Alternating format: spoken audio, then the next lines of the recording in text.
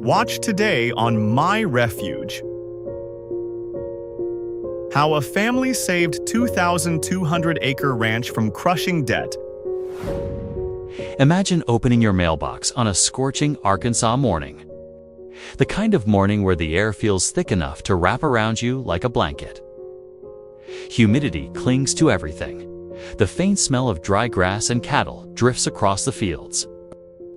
Harlan Whitaker, shirt already sticking to his back from the heat, walks that familiar gravel driveway in his muddy boots and reaches into the old rusted mailbox.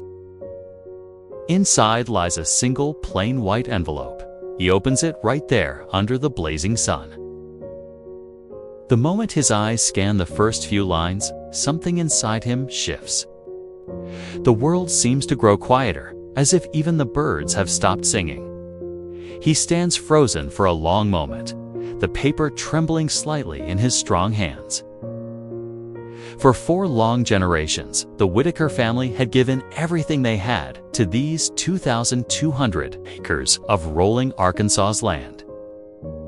Great-Grandpa Earl had built the first cattle pens with his own calloused hands after returning from World War II, working from sunrise until the stars came out. Grandpa Earl had raised Harlan right here on these same pastures, teaching him to ride, to rope, and most importantly, to respect the land that fed them.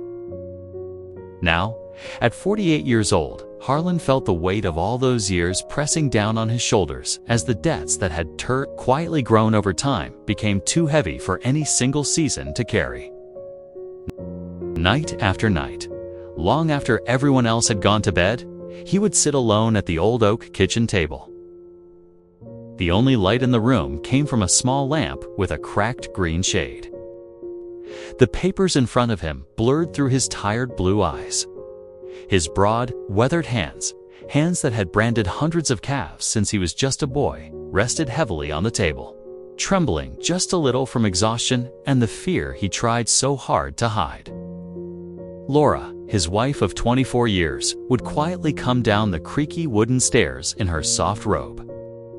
She would wrap her arms around him from behind, rest her cheek gently against his back, and whisper in that warm, steady voice of hers, "We're losing more than land here, Harlan. We're losing the only life we've ever known as a family." Their 17-year-old daughter Riley had changed too. She no longer went out with friends on weekends. Instead, she rose before the sun to help move the cattle and mend fences, her bright green eyes now carrying a quiet determination and strength far beyond her young years. Grandpa Earl, 82 and growing more frail with each passing season, spent hours sitting motionless in his old rocking chair on the wraparound porch. He stared out across the golden pastures with silent tears slowly tracing the deep lines of his proud face. Sometimes he would murmur to the evening breeze, almost too softly to hear, "I never thought I'd live to see the day when this land might slip away from us." Every single creak of the old red metal barn as the evening wind moved through it felt like a gentle warning from the past.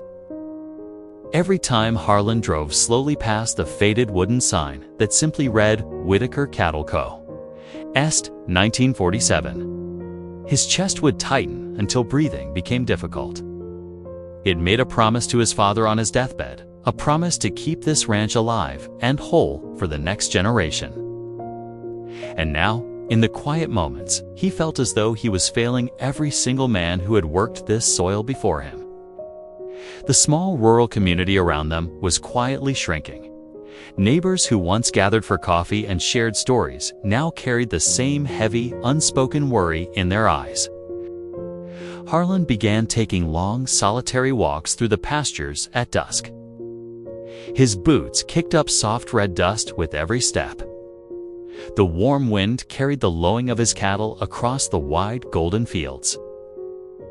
He would stop beneath the ancient oak tree that his great-grandfather had planted more than 70 years earlier. He would press his rough, calloused palm against the bark, close his eyes, and ask the empty land the same painful question again and again in his heart. How do I look my daughter in the eyes one day and tell her that I couldn't keep the promise? The lowest moment arrived during one of the fiercest summer storms the county had seen in many years. Rain pounded the tin roof so hard it sounded like gunfire in the distance. Thunder shook the old white farmhouse and made the windows rattle. Inside, the lights flickered on and off with every flash of lightning. Harlan sat motionless at the old oak kitchen table, staring at the papers that had arrived that morning. His strong shoulders were slumped. His deep-set blue eyes looked hollow.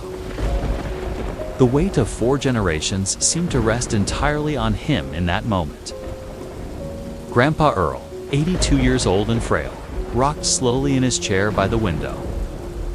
Silent tears rolled down the deep lines of his proud face as he looked out into the darkness and whispered, almost too softly to hear, "I never thought I'd live to see this land leave the family."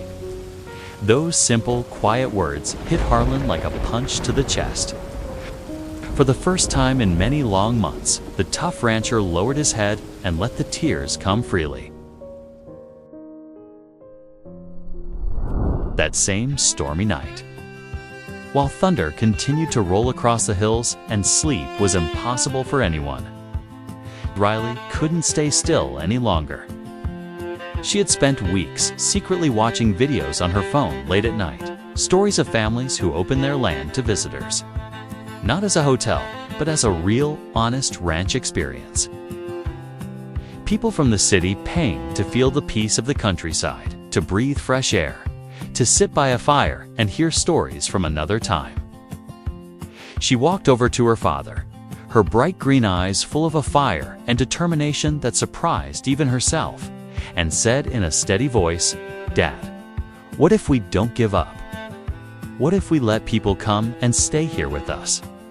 Simple tents with real beds and hot showers, good food, and the chance to live like we do every day. Maybe, just maybe, they would pay enough to help us keep the ranch." Harlan looked at his daughter for a long moment, almost ready to dismiss the idea, but something in her eyes made him pause. The next 2 weeks became a blur of desperate hope and hard work. They sold a small number of cattle they could spare. They filled out every possible grant application until their eyes burned. With the help of 2 kind neighbors, they built 6 simple but beautiful glamping tents along the clearest part of the creek, wooden platforms, solar lights, comfortable beds with fresh linens, and small porches overlooking the water. Riley painted every sign by hand with care. Laura began waking even earlier to bake fresh biscuits and cinnamon rolls every single morning. Even Grandpa Earl, from his rocking chair, taught the first guests how to swing a rope at the practice dummy, his gentle eyes lighting up for the first time in months. The very first weekend, only 4 guests arrived, their cars slipping and sliding in the deep mud. But when Sunday came and they left, they carried beautiful stories with them and left glowing reviews that began to spread quietly through small travel groups online. The second weekend, 22 people showed up. Families from Little Rock and Memphis kept saying the same thing. They had felt this alive, this peaceful, in years. Little children learned to feed baby calves with bottles and ride horses for the very first time. Adults sat around the crackling fire pit until late, listening to Grandpa Earl tell stories of the old days, laughing under a sky full of stars. For the first time in almost 2 years, the old white farmhouse filled with the warm smells of fresh coffee, buttery biscuits, wood smoke, laughter, and something that had been missing for far too long, genuine, heartfelt hope. Harlan stood alone on the wraparound porch one stormy evening, watching the last pair of taillights disappear slowly down the long driveway. The rain had just stopped and the air smelled clean and new.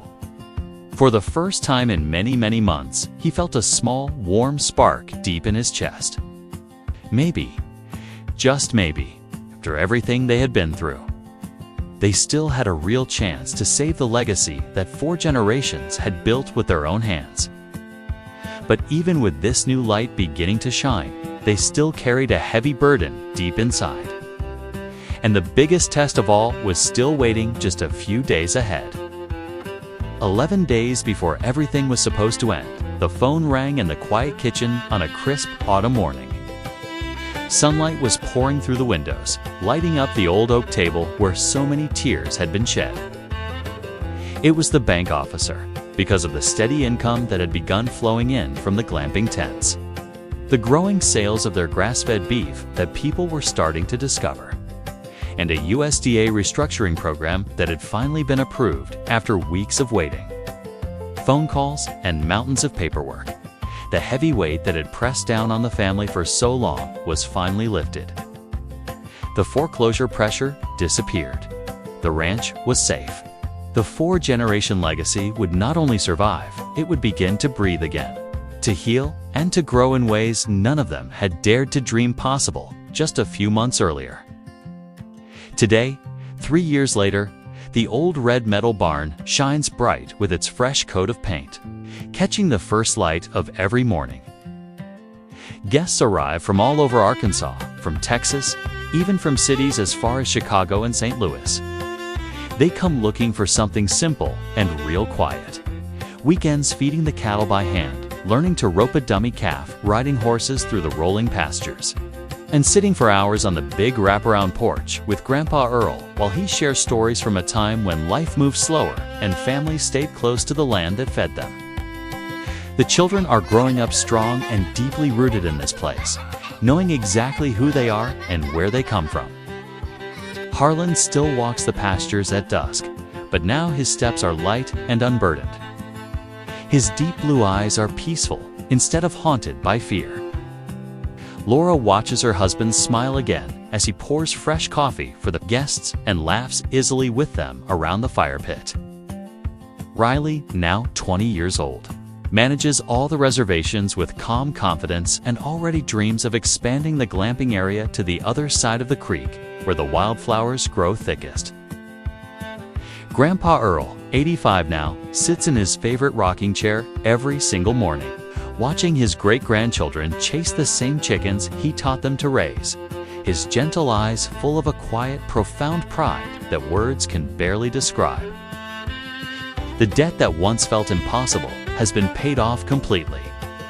The pastures are greener and healthier than they have been in decades. The old farmhouse smells like fresh coffee, warm biscuits, wood smoke, and laughter again. But the real treasure isn't the money that came in or the full booking calendar. It's seeing the whole family gathered around the fire pit at night, laughing at Grandpa Earl's old stories, breathing the sweet smell of rain on grass after a summer storm. Holding each other a little tighter and knowing in their hearts that what they almost lost is now more alive, more beautiful, and more deeply theirs than ever before.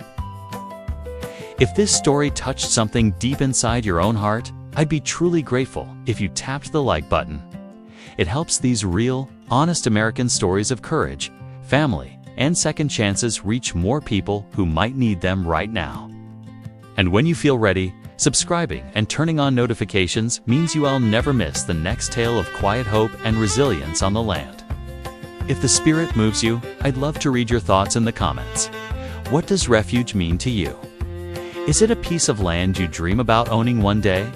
A garden you tend with your own hands, animals you care for, a slower pace of life away from the noise, or simply that beautiful feeling of finally coming home to yourself and to the people you love? Sharing this video with someone who might be carrying their own heavy burden right now, that would be the kindest thing of all. Thank you from the bottom of our hearts for spending this time with the Whitaker family. Until next time, may you find your own refuge wherever it may be waiting for you.